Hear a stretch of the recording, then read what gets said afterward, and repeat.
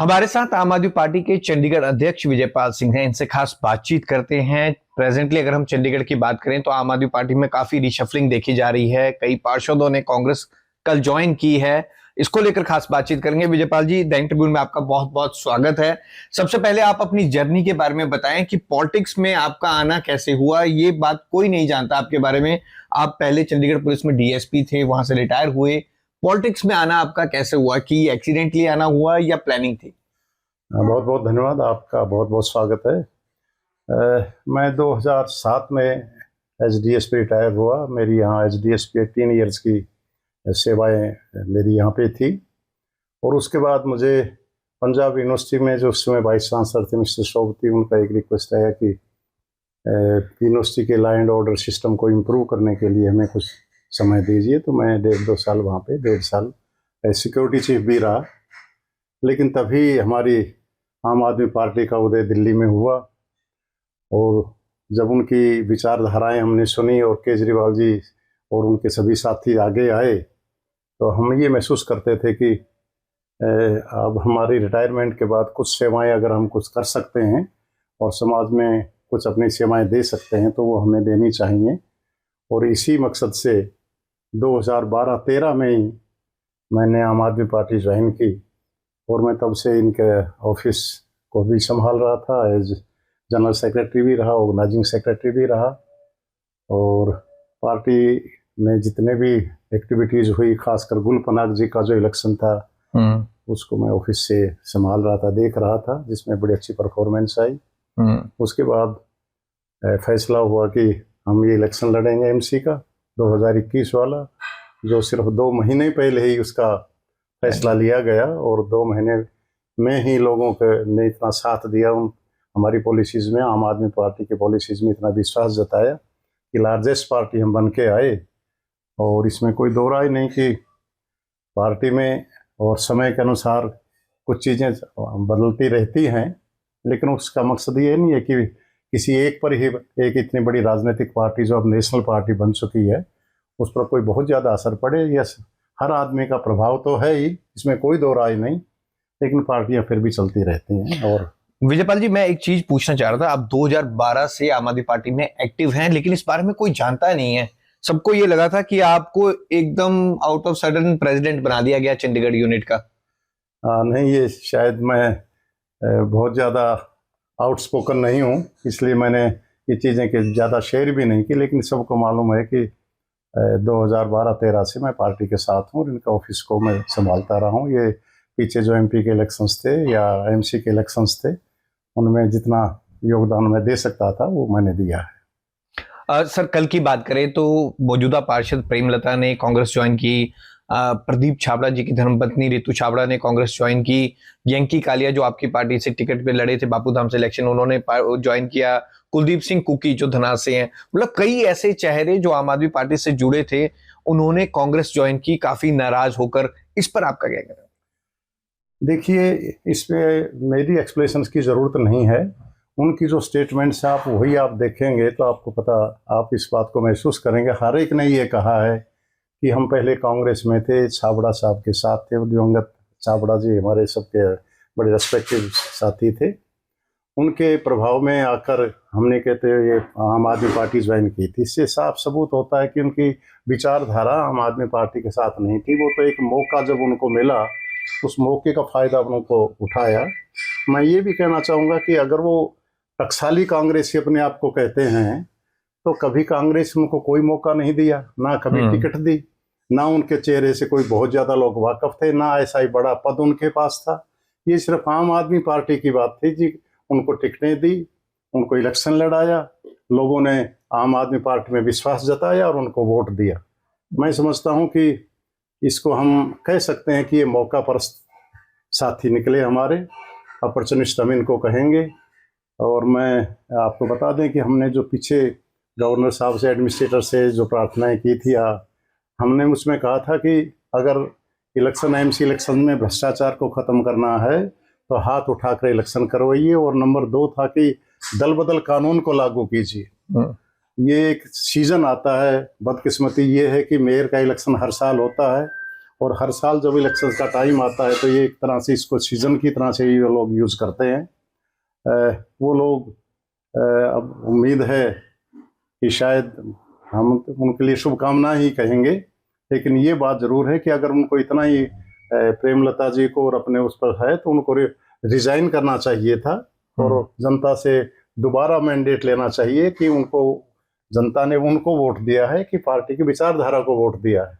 हमारे सभी साथी ठीक अच्छे साथी थे, लेकिन अब इनका जो कहना साफ है कि जी हम तो कांग्रेस की जड़ों से जुड़े हुए थे। लगता है कि आम आदमी की जो विचारधाराएं हैं उनमें ये उनका मान सम्मान शायद इनको नहीं था, क्योंकि अचानक ही इनको टिकट नहीं मिला कांग्रेस से, तो ये आम आदमी पार्टी में आए। आम आदमी में पार्टी में आते ही इनको टिकट मिल गया और उसका अब ये उसका दुरुपयोग कर रहे हैं। एक तरह से जनता के मैंडेट का दुरुपयोग हो रहा है। विजयपाल जी, लेकिन जिस तरह से आम आदमी पार्टी उभर कर आई थी, 14 सीटें और 14 पार्षद जीत कर आए थे, मतलब एक उत्साह था कि नई पार्टी का आगमन हुआ है। बीजेपी कांग्रेस को अभी तक हम देख रहे थे, लेकिन अब ये धीरे धीरे बहुत कम होते जा रहे हैं। और आपको नहीं लगता कि ये नाराजगी नीचे तक जा रही है? क्योंकि चलो ये तो मौजूदा पार्षद हैं, प्रेमलता जी, कुकी जी से मैं बात कर रहा था, कुलदीप जी से, और हरजिंदर सिंह बावा जी से मैं बात कर रहा था, कईयों से मैं ऐसे बात कर रहा था, वो काफी नाराज हैं। और प्रेमलता जी ने ये भी कहा कि मैं 1.5 साल तक इंतजार करती रही, क्योंकि मेयर इलेक्शन में उनके साथ विश्वासघात हुआ, उनके अपनों ने ही क्रॉस वोट किया और उन पर कार्रवाई नहीं की पार्टी की ओर से। हाँ, देखिए, कई दफा लोगों का अपना जो व्यवहार है वो पे करता है अपने साथियों के साथ किस तरह से कैसा व्यवहार हो रहा है। आपने देखा होगा प्रेमलता जी हाउस में भी कांग्रेस की जो सीट्स थी उन्हीं के साथ आपको दिखाई दिए, बहुत देर तक उन्हीं के साथ चल रहे थे। ये ठीक है कि पार्टी में जब वो इलेक्शन हार गए तो तकलीफ हमें भी थी और उनको भी तकलीफ होनी चाहिए। जहाँ तक वोट क्रॉसिंग का सिलसिला है, उसमें हमने एक कमेटी बनाई थी, उसकी कमेटी की रिपोर्ट जो थी वो हमने सबमिट भी कर दी थी।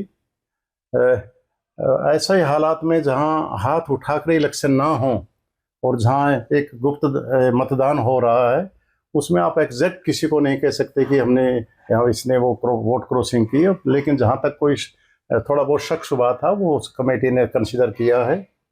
और इसमें भी कोई दो राय नहीं कि यहाँ नंबर गेम है सर, और नंबर गेम में हम ये चाहते थे कि हमारे पार्षद इकट्ठे रहें, उनका मनमुटाव आपस में दूर हो, लेकिन इनके आपसी मतभेद इतने ज़्यादा हो गए थे, उसका रिजल्ट था कि प्रेमलता जो है वो कल छोड़ के चली गई। लेकिन उन्होंने एक बात कही, इशारों में ही कही, हालांकि उन्होंने नाम नहीं लिया, हमने उनसे पूछा भी था, उन्होंने कहा 2 लेडीज थी और एक जेंट्स था जिन्होंने वोट क्रॉस किया उनके मेयर इलेक्शन में।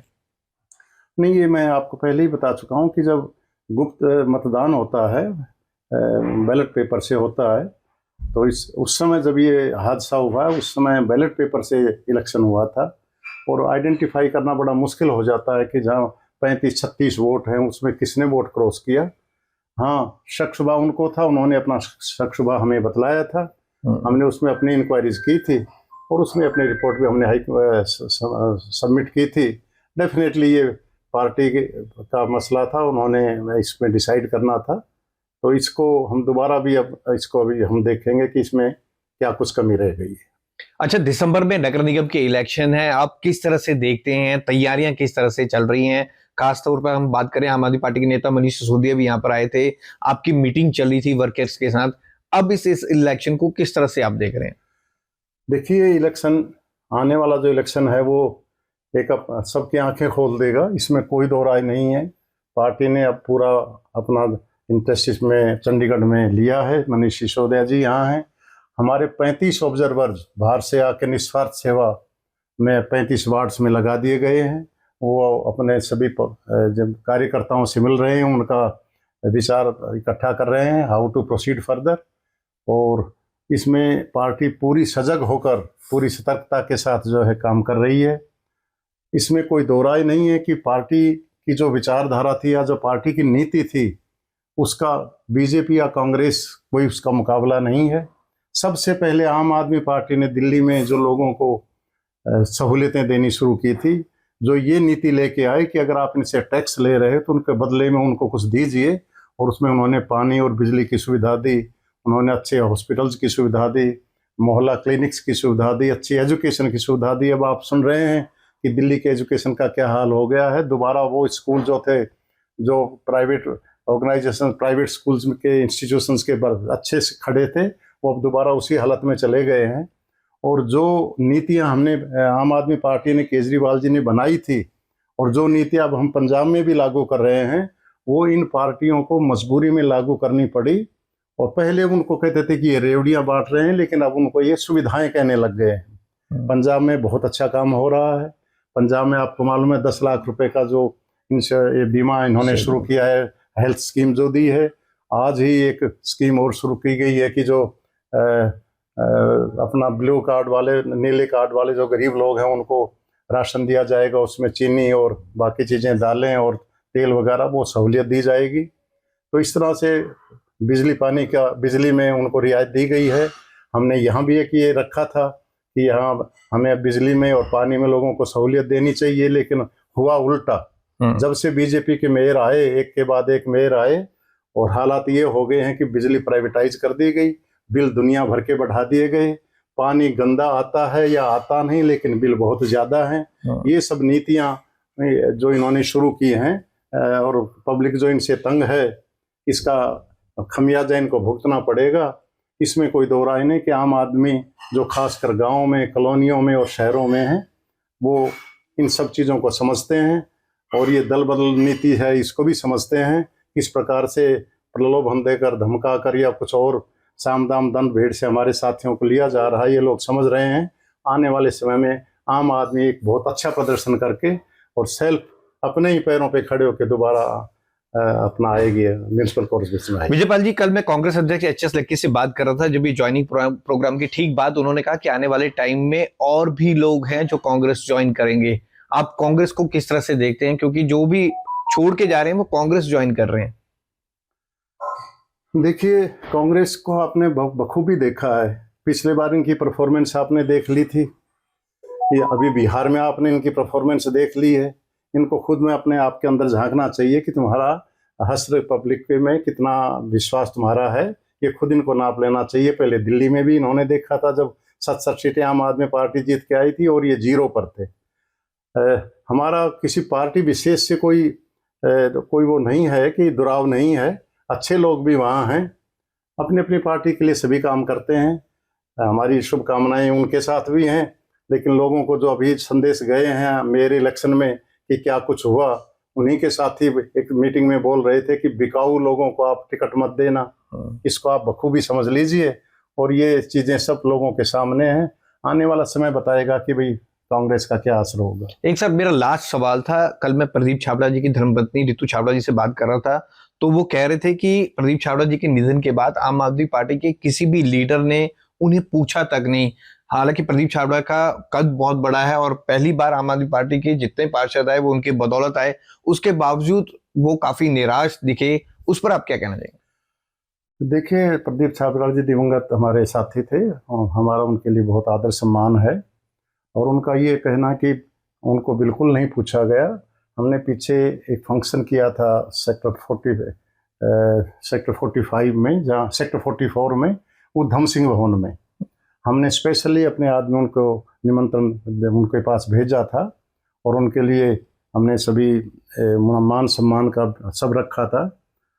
लेकिन पता नहीं आयन टाइम के ऊपर वो वहाँ पे नहीं आ सके, कुछ उनकी अपनी मजबूरियाँ होंगी। लेकिन ये कहना कि हर एक आदमी की डिमांड्स को पूरी कर सके पार्टी, पंजाब में जाके पार्टी पूरी कर सके, ये थोड़ा मुश्किल हो जाता है। बाकी हमारा मन में उनके लिए पूरा सम्मान है। तो आम आदमी पार्टी के अध्यक्ष विजयपाल सिंह से हमने खास बातचीत की। हमें दीजिए इजाजत। नमस्कार। धन्यवाद बहुत बहुत।